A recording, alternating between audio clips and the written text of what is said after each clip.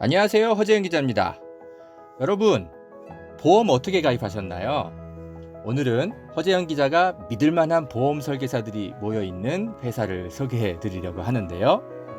사실 대부분 보험이 전문 설계사가 아닌 가족이나 친척들 통해 묻지마 가입하신 분들 많죠? 저도 그렇습니다. 그러다 보니까 내게 꼭 필요한 보장들은 포함되어 있는지, 지금 내가 보험료로 총 얼마를 내고 있는지, 적정한 수준인지 모르는 경우가 태반이죠. 그래서 오늘 이런 분들을 위해 전문 보험 클리닉 업체 더 착한 보험 클리닉을 소개해 드립니다.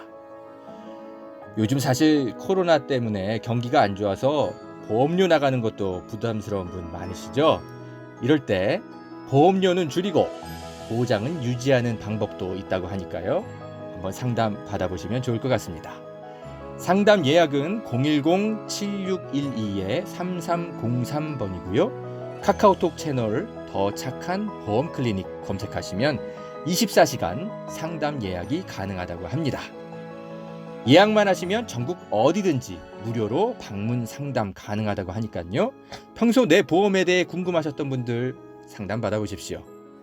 그리고 전화 거셔서 허재연 기자 광고 보고 전화합니다 라고 말씀해 보세요.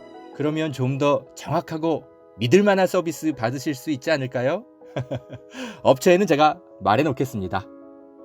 이 광고는 허재연 TV 유튜브 수익 구조 개선을 위해 마련된 광고입니다. 고맙습니다. 오늘은 국정원과 기자와의 관계에 대해서 오늘은 좀 이야기를 좀 하려고 해요. 네. 대충 다들 좀 예상을 좀 하시겠지만 국정원이 기자를 활용해서 국내 정치에 개입하는 것들이 상당히 많습니다. 네. 근데 최근에 이제 그 민간인 사찰, 국정원이 이제 민간인 사찰한 지금 그 흔적들이 지금 막 여기저기 나오고 있죠. 근데 그냥 유명 인사 몇몇 사찰한 수준이 아니고 MB 정부 때 거의 1000명 단위 국회의원을 포함해서 아마 언론인까지 다 지금 사찰한 것 같으니까 어쩌면 허재영 기자, 뭐 주진우 기자라든지 뭐 이런 사람들 다 지금 사찰 대상이 됐을 것 같은데 내가 사찰됐는지를 알 수가 없어.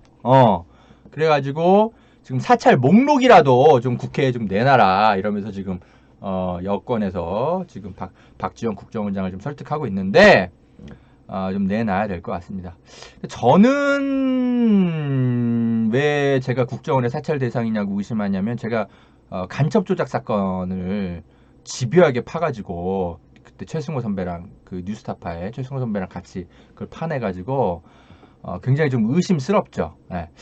그래서 저의 흔적도 굉장히 많이 남아있을 것 같고 아무튼 그렇습니다. 네.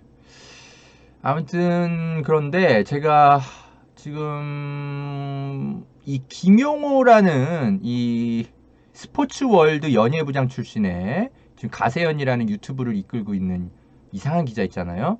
이분 사건을 좀 보면서 국정원과 기자의 역할, 관계에 대해서 좀 이야기를 좀 설명을 좀 드려야 되겠다 생각이 들어가지고 오늘 이 방송을 좀 일부러 좀 준비를 했습니다. 예전에 그때 이제 조국 전 법무장관이 이제 그 법무장관에 지명이 됐을 때 그때 이 유튜버 김용호 씨가 연예기자 출신 스포츠월드 세계일보 계열사예요. 여기서 갑자기 뜬금없이 조국 장관이 밀어준 여배우가 있다. 조국 장관이 자기들하고 다른 사람 만나는 자리에 여배우를 동원한 적이 있다.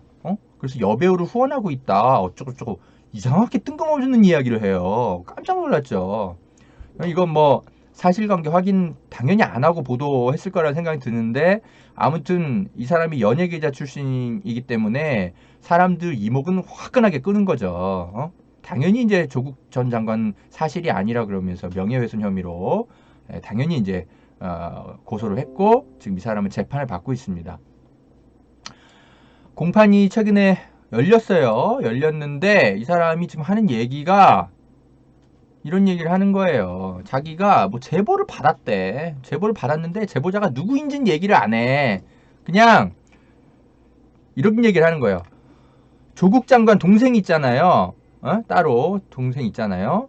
그 동생이 자기 그 제보자한테 그럼 여배우 뭐 이런 저런 얘기를 했었다. 그래서 여러 차례 이런 얘기를 들었다라는 거예요. 이게 땡이야. 취재한 게. 그러니까 그 여배우를 접촉한 적도. 그러니까 이 기자라면 어떻게 해야 되겠어요? 제보자가 야 조국 장관이 여배우를 후원한대. 그리고 그 얘기의 출처는 조국 장관의 동생이래. 동생이랑 같이 만난 자리에 데리고 나왔나? 뭐 이런 얘기를 했을 수 있잖아. 좋아요. 그런 얘기를 들었다고는 쳐. 그러면 기자가 어떤 취재를 그 뒤에 해야 되겠어요? 일단은 조국 장관 동생을 만나봐야 되겠죠. 그죠? 그리고 그 해당 여배우를 접촉해야 되겠죠. 그리고 당연히 조국 장관 접촉해야 되겠죠. 또는 이분들이 다 그걸 부인하면 그 여배우가 뭐 만나는 자리에 뭐 동석했던 사람들이 있을 거 아니에요. 그 동석했던 사람들을 또 찾아가지고 팩트 체크를 해야 되겠죠. 크로스 체크를 해야 될 거 아니야. 이 제보자만 얘기만 듣고 덜렁 보도하면 안 되는 거잖아요. 근데 얘는 그런 게 없어. 지금 변호인이 설명하는 게 이게 다잖아요. 제보자를 여러 번 만나서 취재하는 과정에서 확신했다. 이게 땡! 제보자만 만나고 땡이야, 얘는. 취재를 늘 이런 식으로 하는 거야. 이 연예 기자들의 특징인지 뭔지 모르겠는데, 왜 그런 거 있잖아요. 왜 연예 뉴스들은 하도 오버가 많이 나니까 사람들이 그냥 그러려니 하고 보잖아요. 욕하면서 보는 신문이 스포츠 신문 같은 거였잖아요. 좀 죄송한 표현입니다만 누구누구랑 사귄대. 근데 나중에 알고 보니 사실이 아니야. 뭐 그러면 그냥 뭐 어쨌든 신문은 팔아먹고 땡. 이런 일들이 하도 많으니까 연예 기자들이 그냥 뭐 뻥이야. 뭐 그냥 그래 버리든지 말든지. 약간은 좀 사회적으로 좀 그런 분위기가 좀 있잖아요. 오보를 내도 그러려니 하고. 그러니까 얘가 그런 거를 전문으로 해왔던 스포츠 월드 출신의 기자인 거예요. 그러니까 우리 같은 이제 베테랑 기자들은 누구한테 제보를 듣더라도 온갖 크로스 체크를 해보는데 이게 똑 떨어지지 않아. 그러면 그거는 그냥 킬 시켜버리는데 얘는 그걸 또 막 호들갑스럽게 자기 유튜브에 출연해가지고 막 떠드는 거예요. 제가 볼 때는 그런 짓 하다가 이번에 된통 당한 거죠. 얘는 실형 살아야 됩니다. 왜냐면 이게 지금 한두 번 지금 이런 나쁜 짓 한 게 아니라서 그래요. 얘가 왜 지금 이게 한두 번 이러는 게 아니라고 제가 얘기하는 거냐면, 제가 이 김용호란 사람의 이름을 언제 처음으로 알았냐면, 제가 홍가해 사건 취재할 때부터였어요. 2015년, 2014년, 언제였죠? 하여튼 그때쯤이었잖아요. 이 세월호 사건. 제가 여러분, 홍가해 씨 그 억울한 그 사연 밝혀내가지고, 처음으로 보도해서 이 무죄 이끌어냈던 기자인 거 아세요? 한겨레에서? 예. 홍가희 씨가 그래서 저한테 지금까지도 참 고마워하고 있죠. 아무튼 그때 홍가희한테 그런 얘기를 들은 거예요. 기자님, 정말 김용호 기자라는 사람이 있는데 저한테 해도 누구냐? 그래서 제가 모른다. 나도 뭐 내가 어떻게 이런 기자까지 아냐. 근데 그때 김용호가 무슨 얘기를 그때 했었냐면, 홍가희한테 뭐지?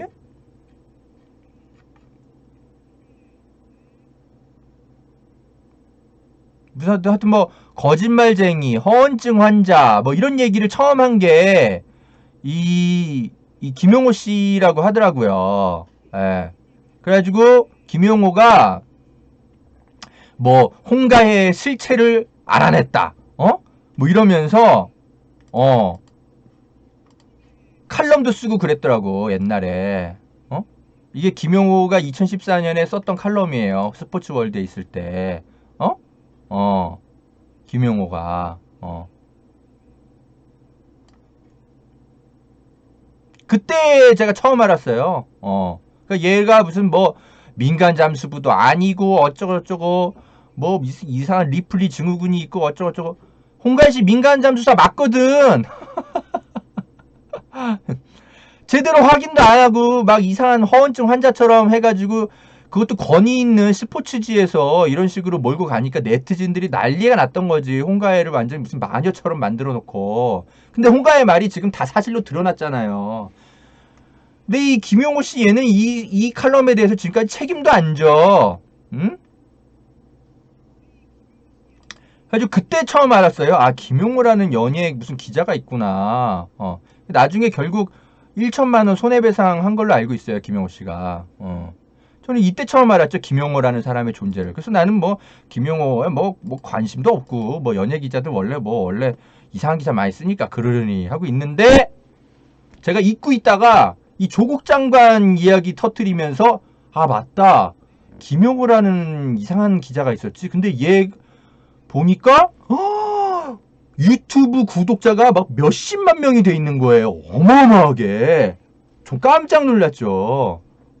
그게 스포츠월드 연예 무슨 기자로 있는 줄 알았는데 그거는 어느 순간 중간에 그만두고 유튜버로 전업을 했나 봐. 난 몰랐죠. 근데 그 유튜브가 대박이 난 거야. 그래가지고 지금 몇십만 명이 보는 유튜브가 돼 있더라고요. 어제는 고작 6만 명인데 여러분 김용호보다는 제가 더 많이 구독자가 있어야 되지 않겠습니까? 진짜 이런 말도 안 되는 유튜브에 완전 스타가 돼 있더라고요. 세상에 이런 말도 안 되는 허접쓰레기 이상한 얘기하는 사람을 진짜 아무튼 근데 아무튼 이 김용호 씨 제가 오늘 이제 굳이 방송을 하는 이유는 뭐냐면 김용호 씨에 대한 어떤 개인적인 이야기라기보다 국정원 이야기를 하려고 그러는 건데 저는 이 김용호 씨가 만났다고 하는 사람 이 제보자를 국정원 직원으로 의심합니다. 네.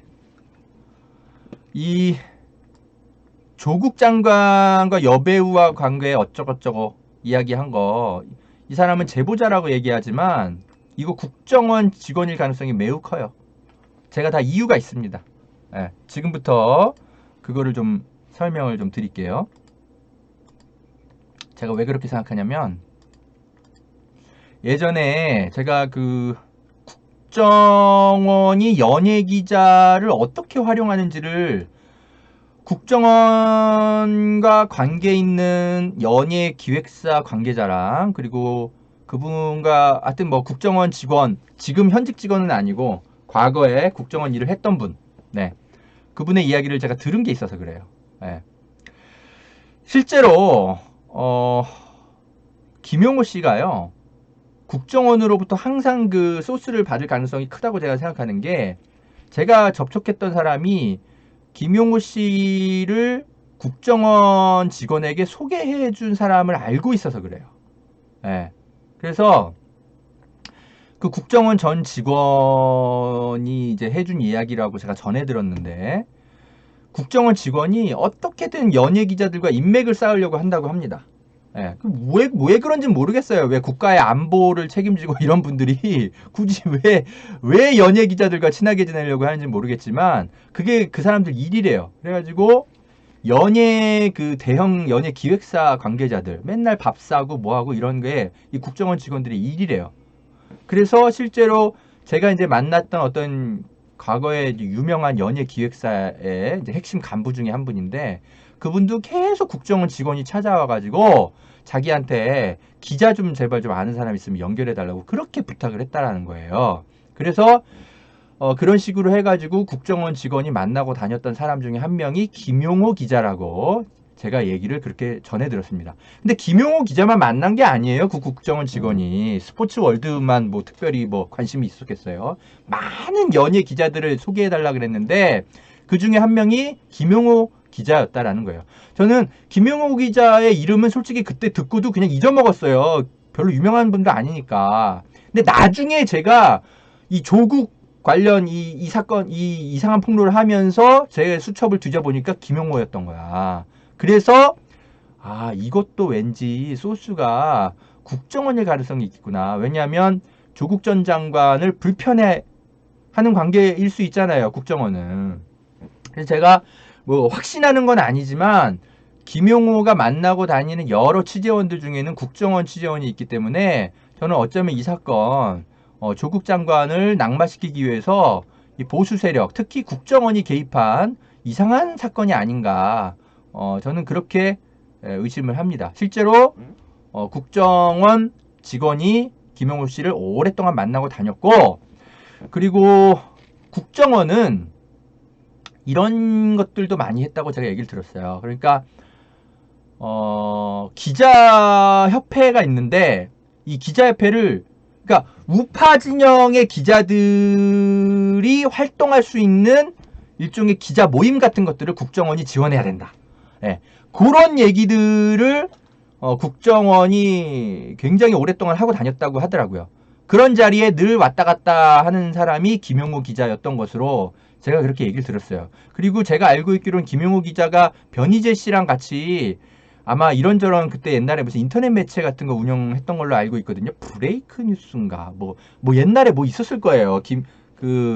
정확하게 기억은 안 나는데 변희재 씨랑 같이 하여튼 뭐 활동한 게 있었어요. 김용호 씨가. 제가 알고 있기로는 그래요. 여러분 혹시 좀 시간 되시는 분들은 누가 좀 검색 좀 해보실래요? 아마 그런 게 있었을 거예요. 그래가지고 김용호 씨가 공교롭게도 국정원 직원들이랑 이렇게 만나고 다니면서 어쩌면 우파 기자들을 양성하기 위해서 뭔가 이상한 행동들을 하고 다녔을 가능성이 있어요. 그리고 지금 딱 가세연 지금 딱 하고 다니는 행동 보세요. MBC 출신의 이상한 애랑 같이 그렇게 우파 기자들 모여가지고 뭐 이상한 거 계속 퍼뜨리고 다니잖아요. 저는 이 사람들의 이 대단한 이 제보 능력, 저는 이거 국정원의 도움이 상당히 있지 않았을까 의심해요. 실제로 얘가 국정원 직원들을 만나고 다녔기 때문에. 그리고 국정원은 실제로 우파 기자를 양성하기 위해서 이런저런 노력들을 많이 했다고 제가 들었거든요. 그래서 이 국정원이 얼마나 위험한 조직이냐면, 이건 그 박지원 국정원장님이 반드시 아셔야 될 것 중에 하나가 이 국정원 개혁 과제 중에 하나입니다. 뭐냐면 국정원은 실제로 자기들이 이제 좀 키우는 연예 기자들이 간부급으로 각 회사에 존재해야 되기 때문에 간부급으로 키우기 위해서 이런저런 노력까지도 했다고 제가 들었어요. 예. 그래서 어떤 연예 기자는 자기 이제 친한 친구들한테 막 그런 걸 과시도 하고 그랬다 그러더라고요. 내가 조만간에 뭐 어떤 자리로 승진할 건데 다 예약이 돼 있어. 뭐 이런 얘기를 했대. 그래가지고 야 네가 뭐 무슨 수로 그렇게 확신해? 그러니까 다 뭐 국정원이 한 번만 이렇게 회사에 딱 전화하면 내가 딱 무슨 자리까지 올라가게 돼 있어. 뭐 이런 얘기까지도 하고 막 그랬다고 하더라고요. 제가 다 들은 이야기예요. 근데 실제로 며칠 뒤에 진짜 그 사람이 승진을 하더래. 그러니까 국정원이 실제로 연락을 그 회사에 했는지 안 했는지는 제가 모르겠지만 그런 얘기를 떠벌리는 기자도 만난 적이 있었다고 하더라고요. 그래서 어쩌면은 국정원이 자기들이 키우는 연예 기자들이 간부급에 진출하기 위해서 이런저런 노력들을 하고 실제로 기자들을 자기들의 이제 정보원들을 이제 언론사에 막 포석을 해놓는 거죠. 예. 그런 식의 일들을 국정원이 굉장히 오랫동안 해왔다라는 거예요. 연예계 쪽으로. 예. 이거 박지원 국정원장님 이거 정말 새겨 들으셔야 됩니다. 지금 여러 가지 지금 국정원의 내부 개혁을 하고 계신데 연예 기자들 활용해서 국정원이 이런 짓 하고 있는 거 좀 파헤치셔야 돼요. 디스패치 그죠? 디스패치의 그 놀라운 정보력 과연 어디서 나오는 걸까요? 근데 국정원 입장에 국정원도 그렇고 연예 기자들도 그렇고 연예 기획사들도 그렇고 각자 어울리고 다니는 게 서로 손해볼 게 없어. 그죠? 연예 기획사도 그렇고 연예 기자들도 그렇고 국정원 직원 알고 지내서 손해볼 게 뭐 있어. 도움되면 오히려 도움이 됐지. 그리고 당연히 국정원 직원들도 그죠? 그런 정보들 얻으면 좋으니까. 그래서 여러분 이상한 음모론처럼 이상하게 그 뭐 무슨 뭐 정치 사회적으로 민감한 이야기 나오면 꼭 무슨 연예 기사 같은 거 뭐 하나 퍽 하고 터지잖아요. 그래서 뭔가 이상하잖아요. 에? 그거 진짜 합리적으로 의심해 볼 만해요. 그래서 저는 이 연예 기자들을 활용해 가지고 국정원이 정치에 개입하고 있는 것 아닌가. 예, 진지하게 의심해 볼 만합니다. 왜냐하면 제가 지금까지 설명드린 대로 실제로 국정원은 연예 기자들을 만나고 돌아다니기 때문에 그래요. 예, 그리고 자기들이 키우는 연예 기자를 간부급으로 성장시키기 위해서 이런저런 압력을 넣고 있다고 실제로 그런 얘기를 제가 들었고요. 예, 그런 국정원의 여러 그림자 속에서 눈에 밟히던 사람이 스포츠월드의 김용호 기자인 겁니다. 저는 김용호 기자는 솔직히 관심이 없었어요. 예, 그냥 그런 여러 그런 유형의 기자 중에 한 명으로 알고 있었지. 근데 이 조국 사건 딱 터지고 나서 김용호라는 이름이 탁 들어오는 거예요. 아, 맞다. 그때 국정원이 관리하던 몇몇 기자 중에 김용호라는 사람이 있지 않았나? 제가 딱 그 찾아보니까 있는 거야. 그래서 저는 이 조국 사건 관련해서 이 소스가 이 사람, 이 김용호 씨는 그냥 단순히 제보자라고만 얘기하는데 그 외에 취재를 안 하잖아. 왜 안 하겠어요? 국정원이니까 너무 확실한 취재 소스를 주는 곳이니까 다른 취재를 안 한 거겠지. 제가 볼 땐 그래요. 근데 국정원의 장난질에 오히려 노란한 걸 수 있죠. 국정원이 진실을 말해주지 않았을 가능성이 있는 거 아니에요. 김용호라는 사람만 단물말 썩 빼먹고 활용해먹고. 내가 볼 땐 김용호 씨 너 당한 것 같은데 국정원 직원한테. 그러니까 제보자 말만 듣고 그런 식으로 퍽 하고 유튜브 가서 떠들지 말고 크로스 체크를 하란 말이에요. 우리 탐사보도 기자들은 다 그렇게 하잖아. 한 명, 두 명, 세 명, 네 명, 5명 정도 만나보고 그 사람들의 얘기가 다 크로스 체크해서 다 맞아 떨어지는지 확인해서 맞아 떨어지면 아, 이 제보자가 한 얘기가 맞구나 라고 얘기하고 보도를 해야지. 그냥 덜렁 제보자 얘기만 듣고 그냥 보도하니까 이런 일이 터지는 거죠. 김용호 씨, 홍가혜 씨한테 그렇게 당하고 아직도 정신 못 차렸어. 자, 여러분, 국정원이 그 연예 기자들만 활용하는 게 아니에요. 당연히 이 사회 기자들도 적극적으로 활용을 합니다. 저는 예전에 이석기 통합진보당 의원 그 사건, 이게 지금 그 한국일보가 그 당시에 2013년에 처음에 보도했잖아요. 무슨 아로 회합 녹취록이라고 어쩌고저쩌고 이상하게 막 오류 투성이인 이 녹취록을 최초로 입수해가지고 한국일보가 전문 보도했습니다. 그래가지고 그때 이달의 기자상까지 심지어 받았었어요. 이거 국정원이 이거 녹취록 입수한 걸 도대체 한국일보가 무슨 수로 받았겠습니까? 당연히 국정원이 통째로 건네준 거죠. 한국일보랑 기자들이랑 어울리고 다니면서. 이때 이거 국정원이랑 친하게 지내면서 아로 회합 녹취록을 받아가지고 덜렁 검증도 안 하고 보도한 대가로 상 받은 것으로 의심되는 그 한국일보 기자들입니다. 여기 이 중에 제가 아는 애도 있네. 아이고 참. 왼쪽에서 두 번째. 예, 착한 애인데. 에휴, 그냥 팀에서 한꺼번에 받으니까 받은 거겠지. 이런 사람들 이렇게 상까지 받았어요. 심지어 국정원에서 덜렁 던져준 거 제대로 검증도 안 하고 그냥 사회적 파장은 일으켰으니까 이런 걸 기자협회에서 상까지 줬어요. 한국일보 뿐입니까? 동아일보, 조중동은 엄청나게 관리하죠. 서울시 공무원 간첩 조작 사건. 이거 허재영 기자가 밝혀냈던 사건이잖아요. 이 간첩이 붙잡혔다라고 처음으로 보도한 곳이 그때 동아일보였어요. 예, 동아일보. 동아일보가 이거 어떻게 보도했겠어요? 당연히 국정원 직원이 알려준 거지. 보세요. 그때 서울시 유성씨 공무원이 체포된 거가 2013년 1월 11일이었는데, 그죠? 예. 1월 11일 날 체포됐는데, 동아일보에 1월 21일 날 보도가 돼. 열흘밖에 안 지났는데, 어떻게 이런 일이? 국정원, 봐봐요. 검찰로 넘어간 것도 아니고, 국정원에서 수사 단계인데 이게 보도가 돼. 보세요. 동아일보 그 당시 본문입니다. 국정원은 1차 수사가 마무리되는 이달 말경 이 사건을 지휘하고 있는 서울중앙지검 공안 일부에 송치할 예정. 그러니까 이 기사가 나온 그 당시 시점은요. 검찰에 송치되기 전인 거예요. 에? 검찰은 사건을 넘겨받지도 않았고, 그죠? 국정원에는 출입기자가 있지도 않아요. 원래. 그러니까 이 국정원은 어디다가 언론 플레이 한 거겠어요? 국정원이 직접 동아일보에다가 보도를 그죠? 해달라고 언론 플레이를 한 거죠. 예. 이런 식으로 관리를 해서 서로 윈윈 하는 거예요. 그 당시에 이제 유우성 씨랑 이제 김용민 우리 변호사, 양승분 변호사, 다 지금까지 다 저랑 친하게 지냈는데 왼쪽에 이제 김용민 변호사는 이제 국회의원이 지금 돼 있죠. 아주 믿을 만한.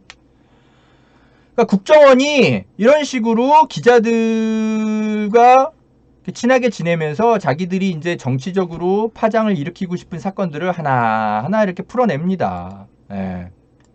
이런 거를 아셔야 돼요, 여러분. 한국일보에는 이석기 사건 갖다주고, 동아일보에는 유성 사건 갖다주고, 그죠? 그리고 연예 기자들을 활용해서 이 홍가혜 씨 사건도 분명히 국정원이 소스를 갖다 준 거 아닌가 싶어요. 얘 이상한 헛소리 하는 앤데 알아봐 이러면서. 왜냐하면 세월호 사건과 관련해서 국정원이 좀 예민한 게 있잖아요. 예. 그래서 국정원이 그런 식으로 연예 기자들을 활용해가지고 이런 식으로 뭔가 사회적으로 예민한 게 하나 있을 때마다 연예 기자들한테 하나씩 던져주는 게 아닌가. 예. 그렇게 의심을 할 수 있고, 제가 그렇게 의심하는 근거들은 지금 다 설명을 드렸습니다. 실제로 국정원이 연예기자들을 만나고 다니는데 그거를 연결시켜준 연예기획사 핵심 관계자를 제가 만났었고, 국정원에서 과거에 일했던 분도 제가 만나서 다 들은 이야기들을 종합해가지고 설명을 드리는 겁니다. 저는 기자라서 그냥 의심만 설명드리는 게 아니에요. 제가 알고 있고 한 번쯤은 전에 들은 이야기에 근거가 있기 때문에 제가 다 설명을 드리는 겁니다. 이 이야기를 들은 지는 제가 굉장히 오래됐어요. 1년 넘었습니다. 오늘 처음 설명드립니다. 국정원 직원아 보고 있냐? 저는 국정원 직원은 당연히 뭐 보든지 말든지 전 상관도 안 하고요. 박지원 국정원장님이 이걸 좀 보셔야 돼요. 예. 제가 국회 김경엽 정보위원장한테 따로 좀 카톡을 좀 보내가지고 이런 내용을 좀 알려드릴게요. 제가 김경엽 의원실이랑 잘 알고 지내거든요. 예. 허재영 기자가 시청자 수는 좀 적지만 우리 사회 오피니언 리더들과의 그 네트워크가 탄탄하기 때문에 괜찮습니다. 시청자 수는 적어도 정작 이 내용을 꼭 알아야 될 사람에게는 제가 다 직접 카카오톡으로 다 이걸 보내줄 수가 있습니다. 제가 국회에 김경혁 국회 정보위원장한테 오늘 이 내용을 좀 보내드릴 테니까 박지원 국정원장한테 이걸 좀 전해달라고 좀 말씀을 드려야 되겠어요. 제가 박지원 국정원장 휴대폰으로 직접 연락하기엔 조금 그렇고 네, 김경혁 우리 국회의원한테 직접 보내줄게요.